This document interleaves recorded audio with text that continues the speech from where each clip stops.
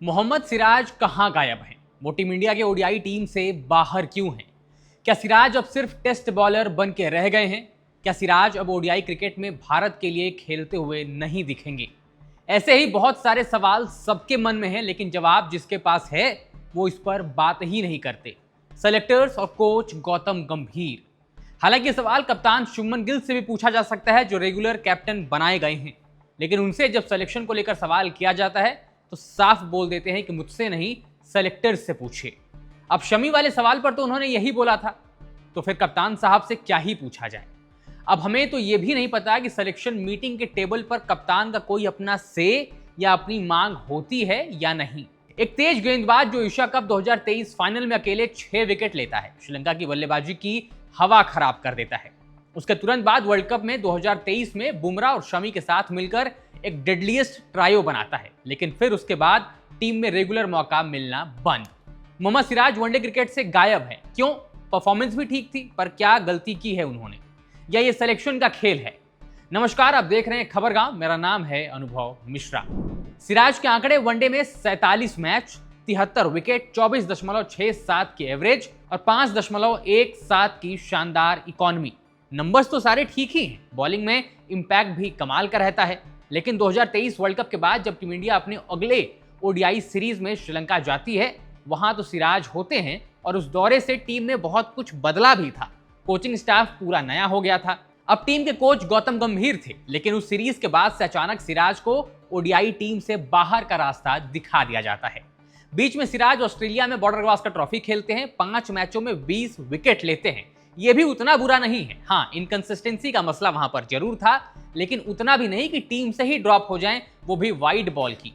लेकिन क्रिकेट में हीरो बनना आसान है, टिकना मुश्किल, और यही कहानी सिराज की है। और जब ये सीरीज खत्म हुई तो टीम को चैंपियंस ट्रॉफी खेलनी थी, और उससे पहले इंग्लैंड के खिलाफ 3 ओडीआई मैचों की सीरीज, लेकिन दोनों स्क्वाड में मोहम्मद सिराज का नाम नहीं आया। कुछ साल पहले तक ये गेंदबाज आपके लिए हाईएस्ट विकेट टेकर था, लेकिन अब टीम में भी नहीं है। सारे आंकड़े आपके सामने ही है कि सिराज की गेंदबाजी कैसी रही है, और ये आंकड़े ये भी नहीं बताते कि ये खराब है, उनको टीम से ही निकाल दिया जाए। चैंपियंस ट्रॉफी की स्क्वाड जब अनाउंस की गई तो रोहित शर्मा से पूछा गया कि सिराज क्यों नहीं है टीम में। उस वक्त कप्तान इसका जवाब दे दिया करते थे। खैर, रोहित ने कहा, हमें सिर्फ 3 तेज गेंदबाज चाहिए थे। हाँ, ये दुर्भाग्यपूर्ण है कि मोहम्मद सिराज को बाहर होना पड़ा, लेकिन जब गेंद पुरानी हो जाती है तो सिराज उतने प्रभावशाली नहीं रहते। वो नई गेंद से जब गेंदबाजी नहीं कर रहे होते तो वो इतने इंपैक्टफुल नहीं रहते। हमारे पास कोई विकल्प नहीं था। हम ऐसे खिलाड़ी चाहते थे जो नई गेंद से भी, मिडिल ओवरों में भी और डेथ ओवरों में भी प्रभावी हों। शमी, अर्शदीप और हर्षित राणा के साथ हम ये कर सकते हैं। मतलब सिराज इसलिए बाहर हो गए क्योंकि वो सिर्फ नई गेंद से ही गेंदबाजी कर सकते हैं। गेंद जैसे ही पुरानी हो जाती है, सिराज की गेंदबाजी इंपैक्टफुल नहीं रहती।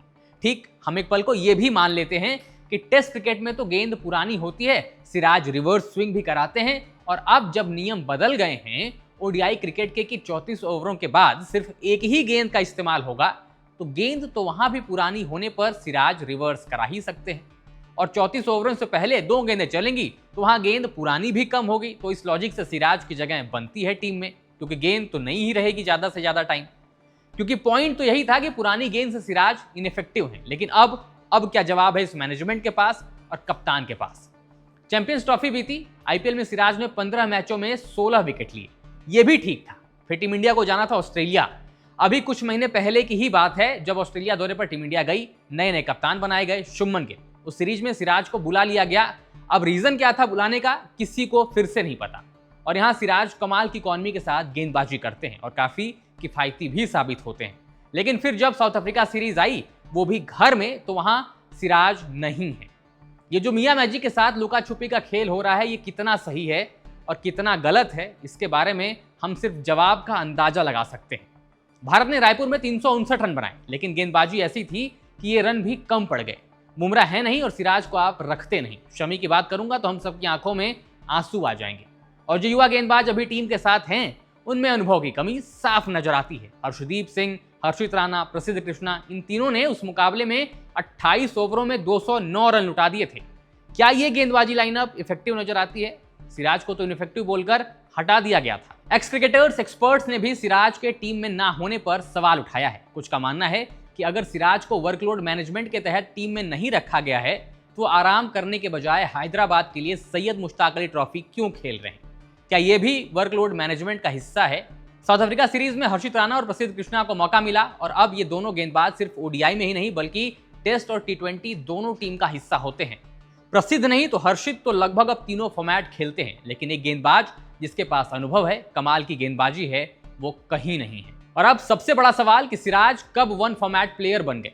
आकाश चोपड़ा पूर्व भारतीय ओपनर ने रायपुर हार के बाद ये सवाल पूछा था। उन्होंने कहा, सिराज के साथ क्या हो रहा है मैं समझ ही नहीं पा रहा हूं। टेस्ट में वो जुनून, कमिटमेंट दिखाते हैं, हम तारीफों के पुल बांधते हैं, लेकिन वनडे से वो गायब हैं। 2 साल पहले वो ओडीआई का टॉप विकेट टेकर था। हर्षित प्रसिद्ध खेल रहे हैं, सिराज कहां हैं? टी20 से भी बाहर। ये कब हुआ? अगर वर्कलोड है तो डोमेस्टिक क्रिकेट क्यों खेल रहे हैं? अब हम सारे सवाल पूछ तो रहे हैं, लेकिन जवाब का किसी को दूर दूर तक अंदाजा तक भी नहीं है कि क्यों सिराज को मौका नहीं मिल रहा है। अब इस पर आप लोग अपनी राय कमेंट्स में बताइए। वीडियो पसंद आए तो लाइक करिए, शेयर करिए और खबर गांव को सब्सक्राइब जरूर करिएगा।